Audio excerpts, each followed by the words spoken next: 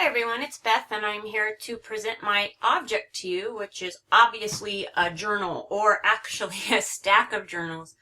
I, a few years ago, started writing more regularly and sort of put a lot of pressure on myself and thought, I really haven't written that much in my life. And then when I went through all the journals that I didn't remember keeping on shelves, I probably had over 30.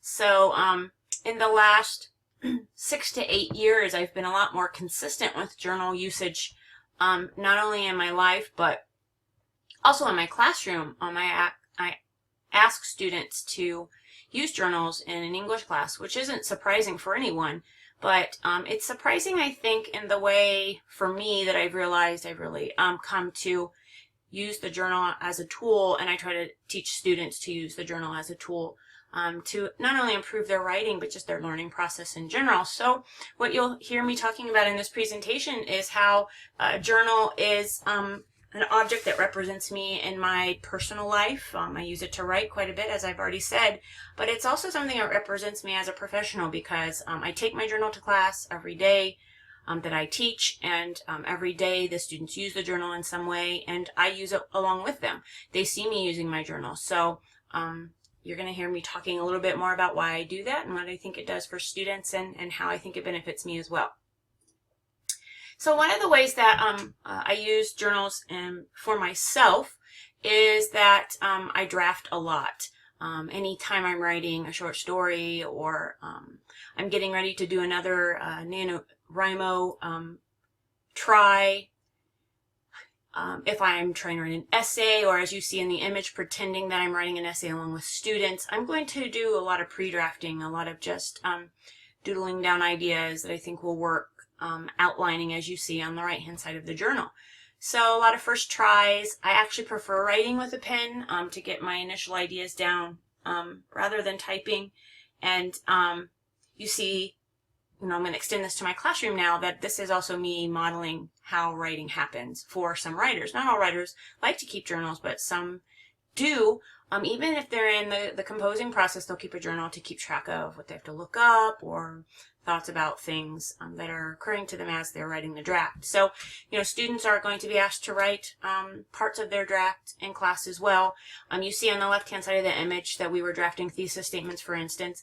So we do a lot of drafting. It might just be small parts and maybe not always whole drafts, but just, let's give the introduction a shot, or let's try a body paragraph that we're thinking about adding. So journals for drafting, definitely a good thing.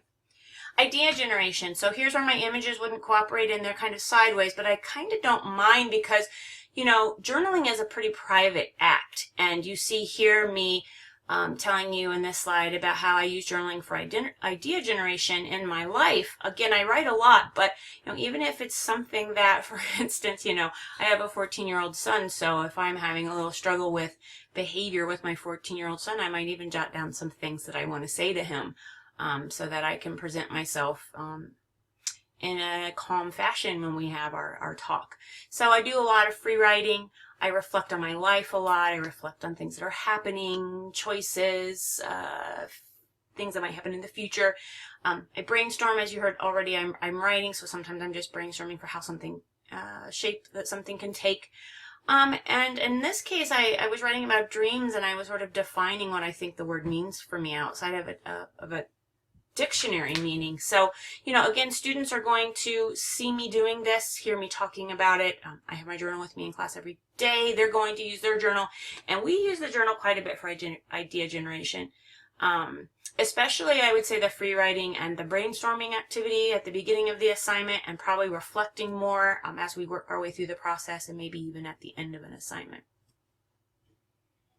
And my last slide tonight is about the way I use my journal to take notes, to keep records, to learn. And again, this is sideways, but if you look at it, it's from a meeting actually that I had today with someone from FRCC. I'm going to be working on with the assessment team on the Boulder County campus, so we had a meeting so I could start to learn how the team works and what my role in it will be. And I use my journal throughout the class period, as you've heard me say, to take notes even on student homework. So on the left side of the screen, there's a little note about, you can't see it all the way, but there's a little note about a student who was submitting a late assignment to me in class. And so I will jot down who's in class in my journal. I will jot down who's completed homework assignments, who's participating, completing assignments usually that we're doing either on a draft or in the journal. We discuss model essays often. But I also ask students to use their journal in group work. So I'm shifting, how do I use the journal to how do I get students to use the journal in this way where we're taking notes. And it's not always just to copy lecture notes, because I actually don't lecture a lot, but here's our class discussion and we're jotting down some of the high points, things people are contributing to the discussion in class. So I expect students to copy those things down. Or as you see, I'm working backwards from my bulleted list at this point, but I've put students in groups and asked them to use their journal to create what the group will present to the class. And so they use it as a work tool to get that group work done. And I talk to the students a lot in my English 1 class about how the writing they're learning in English 1-1 is also going to help them as professional writers, whether that's, documenting meeting notes or, copying down lecture notes from a class. Again, I'm not lecturing a lot, but I do ask them to take notes when I do put things on the board to clarify assignments. I want them to understand the essays that I'm assigning them and what do the terms mean that I've put inside the assignment sheet so they understand how it is that they're writing. And so they'll be copying things down, but I'm giving them practice for some of your content classes where they will have to copy down notes, and they have to learn note-taking skills are not easy for everyone. So they have to learn how to write quickly or how to abbreviate or somehow to come up with a system of symbols or a way of indenting lines so they can distinguish between main points and examples or details. So lots of different things going on in this journal. And so the bottom line, the end of my presentation is just to share with you that I think the best teachers of writing actually write. And so I model that every day in the classroom. And I don't think I could live a day without jotting down even a few lines in my journal, whatever it happened to be. So thanks for listening, everyone. And I look forward to hearing all of your presentations as well. Take care.